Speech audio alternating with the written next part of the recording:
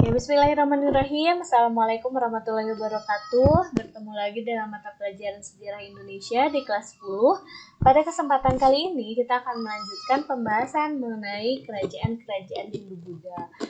Ibu sudah tugaskan di minggu lalu kalian untuk menuliskan dan mencari mengenai kerajaan Kediri dan kerajaan Bali. Nah, sekarang kita akan bahas sedikit mengenai kerajaan Kediri dan kerajaan Bali, disusul dengan kerajaan Singosari dan kerajaan Majapahit. Oke, kerajaan Kediri sendiri itu merupakan kelanjutan dari kerajaan Mataram kuno, ya. Wilayahnya itu wilayah yang dulunya menjadi kerajaan Mataram kuno. Nah, tapi di sini pusatnya itu ada di wilayah ada dua, nantinya dibagi menjadi dua, ada Panjalu dan Jenggala. Ini lokasinya. Kemudian kita lihat sejarahnya bagaimana bisa terbentuk kerajaan Kediri. Kerajaan seperti yang sudah kita ketahui bahwa kerajaan Mataram itu runtuh setelah adanya peristiwa pralaya atau kehancuran ketika rajanya yang terakhir yaitu Dharmawangsa itu wafat setelah adanya serangan dari Urawuri, ya, bawahannya kemudian yang mengkudeta menggulingkan Dharmawangsa. Kemudian penerus dari Dharmawangsa itu ada yang berhasil kabur, yaitu menantunya namanya Airlangga. Airlangga kemudian setelah kabur, kemudian kembali dan mulai membangun lagi sisa-sisa kerajaan Medang atau kerajaan Mataram. Nah, kita lihat siapa sih Dharmawangsa ini yang menjadi menantu dari siapa sih Airlangga ini yang menjadi menantu dari Dharmawangsa? Nah, Airlangga sendiri itu adalah seorang putra keturunan dari Raja Bali, yaitu Raja Dharma Udayana Warmadewa, yang menikah dengan Ratu Mahendradatta. Ratu Mahendradatta itu anak dari Dharmawangsa. Nah, jadi Airlangga sendiri merupakan keturunan dari kerajaan Bali. Nah, setelah Dharmawangsa wafat, Airlangga kemudian mulai membangun kembali kerajaannya. Kerajaan ini kemudian dikenal dengan Kerajaan Kediri. Nah, Airlangga sendiri nantinya di akhir masa dia sebagai raja ini membagi kerajaan Kediri menjadi dua, yaitu Kerajaan Panjalu dengan pusatnya di wilayah Kediri dan kerajaan Jenggala yang berpusat di wilayah Kahuripan, ya. Ini Panjalu pusatnya di Kediri atau di Daha.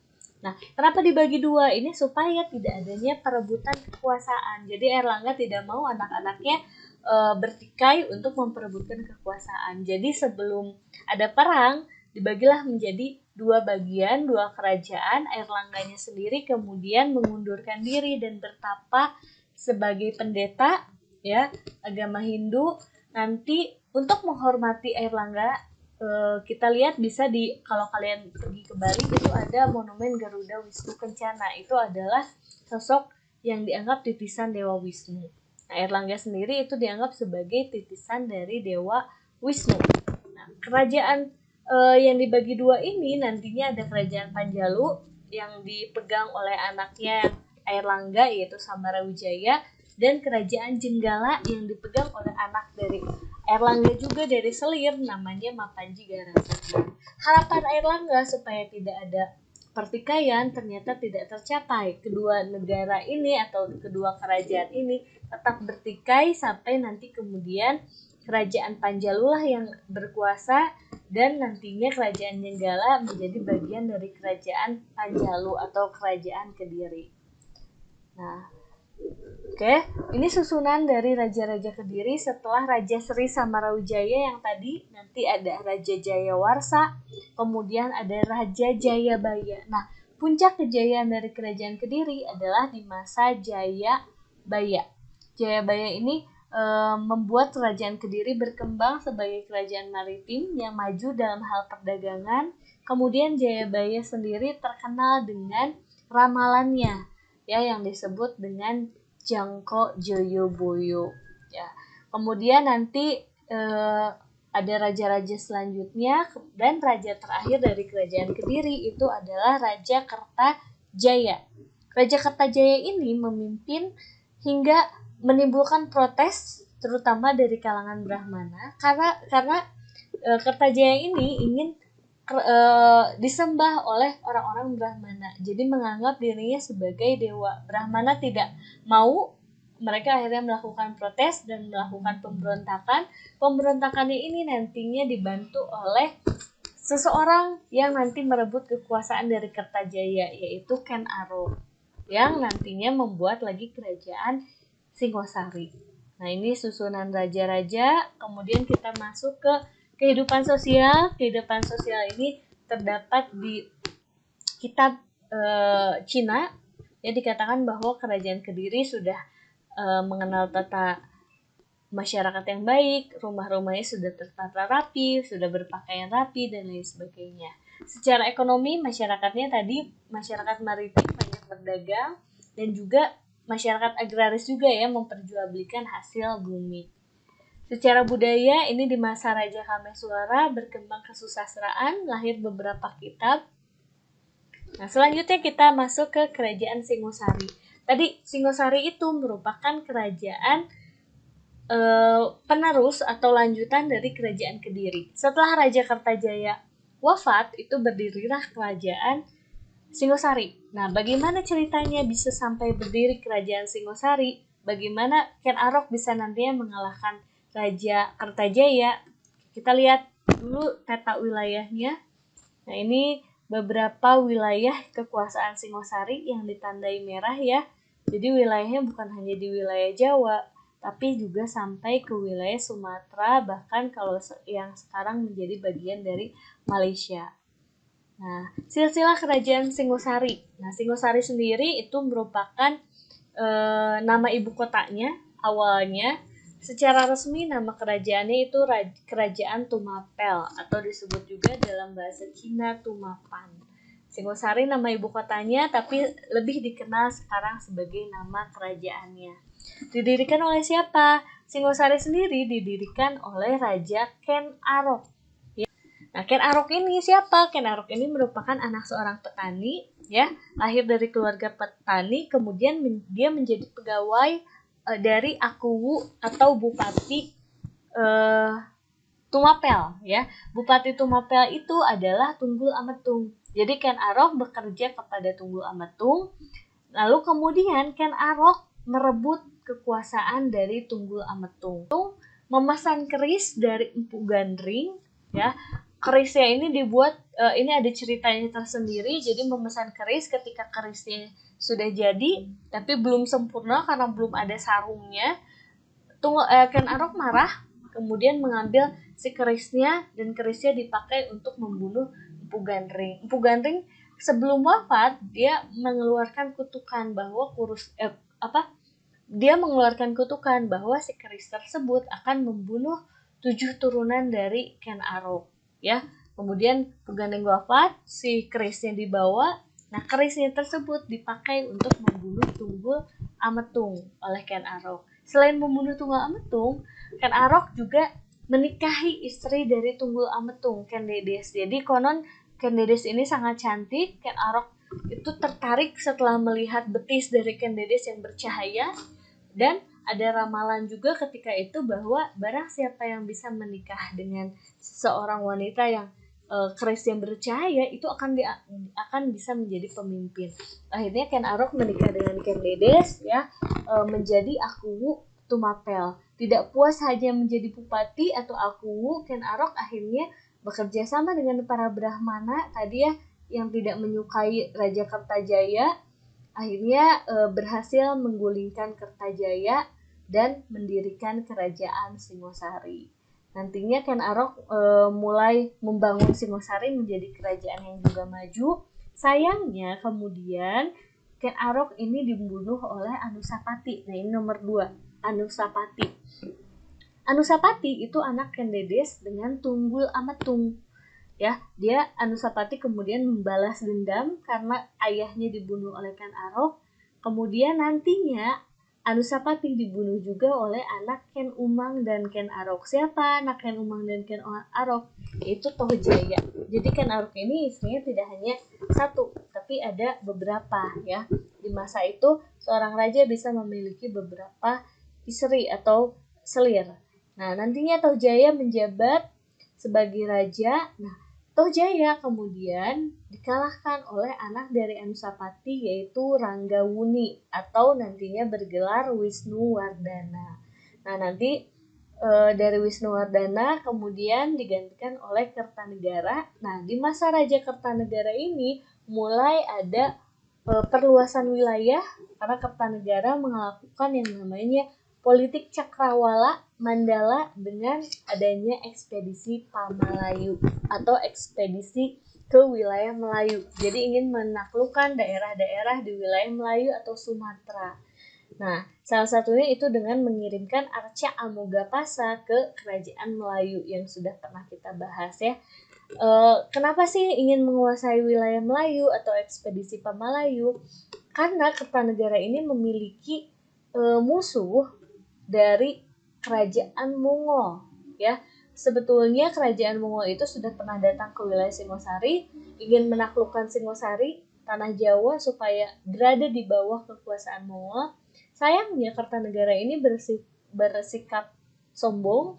Dia memotong telinga dari utusan dari Mongol tadi ya. Orang Mongolnya kemudian kembali lagi ke wilayahnya. Nah, Kertanegara mencari perlindungan, mencari bantuan untuk menghadapi serangan dari Mongol. Sayangnya sebelum orang Mongolnya datang, sebelum ekspedisi Pamalayu ini berhasil, Kertanegara itu keburu diserang lagi oleh Jaya Katuang. Siapa Jaya Katuang? Jaya Katuang itu adalah keturunan dari Raja Kertajaya. Jadi Raja Kertajaya yang dulu dibunuh oleh Ken Arok. Nah, Jaya Katuang kemudian menjabat sebagai raja, ya. Kertanegara juga wafat. Nah, nantinya yang meneruskan dari kerajaan ini adalah Raden Wijaya. Jadi nantinya Raden Wijaya itu merebut kekuasaan dari Jaya Katuang dan nanti mendirikan kerajaan selanjutnya yaitu kerajaan Majapahit. Nah, secara ekonomi ini hidup di wilayah ini ya, mengandalkan perekonomian pelayaran atau ini kerajaan maritim, pertanian juga, ini agraris juga. Nah, ini Ken Arok berusaha meningkatkan kehidupan masyarakat di masa Anusapati. Ini kurang berkembang karena sibuk dengan kegemaran menyabung ayam atau berjudi. Masa Wisnuwardana atau Ranggawuni ini mulai diatur lagi. Nah, ini peninggalan budaya dari kerajaan Singosari. Ada beberapa candi. Oke, ada juga prasasti-prasasti. Nah, keruntuhannya tadi ya disebutkan bahwa Kertanegara diserang oleh Jaya Katuang, keturunan Kertajaya atau Kediri. Nah, menantu dari Kertanegara itu Raden Wijaya berhasil melarikan diri, kemudian dia berpura-pura takluk atau tunduk kepada Jaya Katuang, akhirnya diberikan sebidang tanah di wilayah yang nantinya menjadi Majapahit.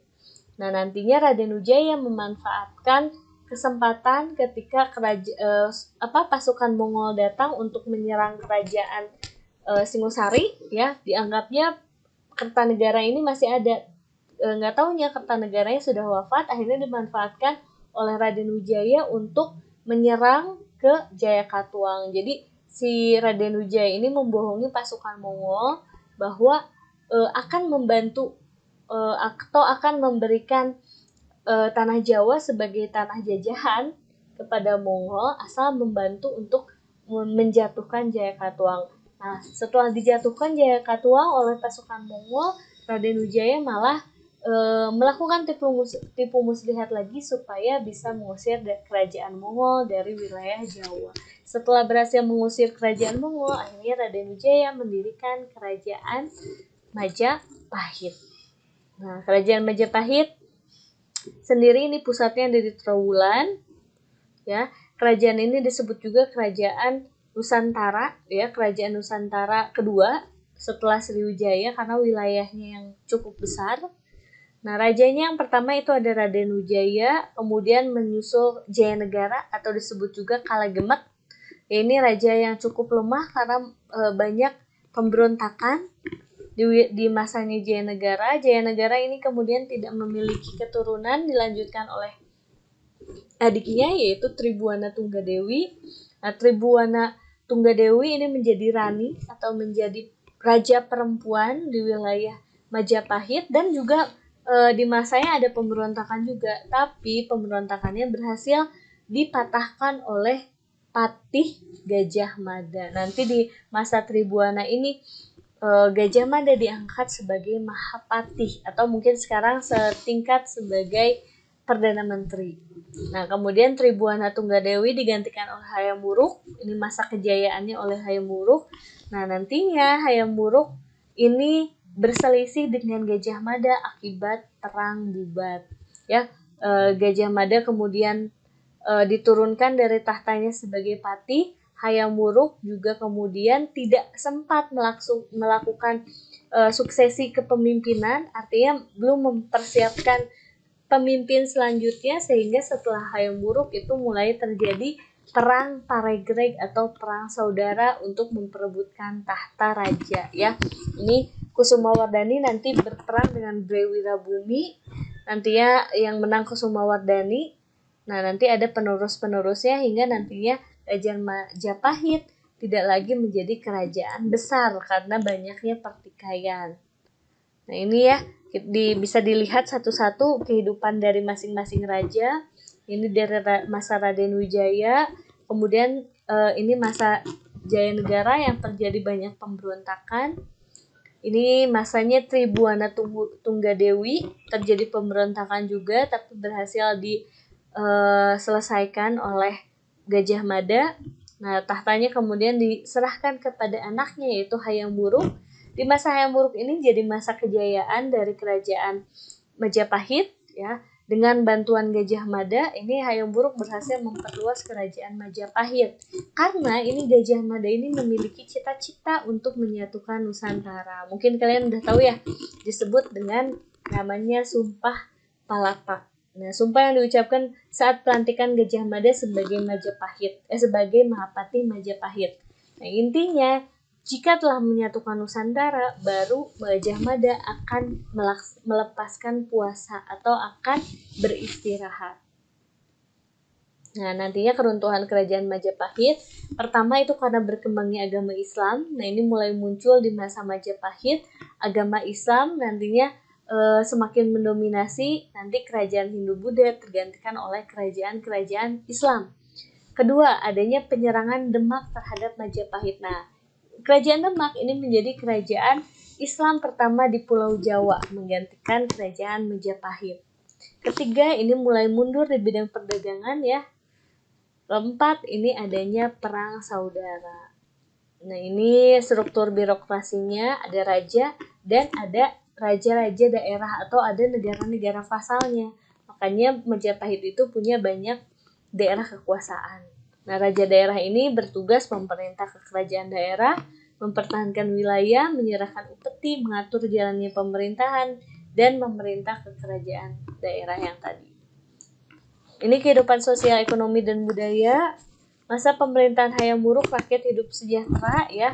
Di masa kehidupan Majapahit ini dikenal dengan semboyan Bhinneka Tunggal Ika yang dipakai oleh kita sekarang, ya, yang ada di kitab Sutasoma. Intinya di masa Majapahit itu ada keragaman budaya, ada macam-macam budaya, walaupun agama resminya agama Hindu, tapi agama Buddha juga ada, dan juga Islam juga sudah mulai berkembang. Demikian mengenai 3 kerajaan ini, semoga bisa dipahami. Assalamualaikum warahmatullahi wabarakatuh.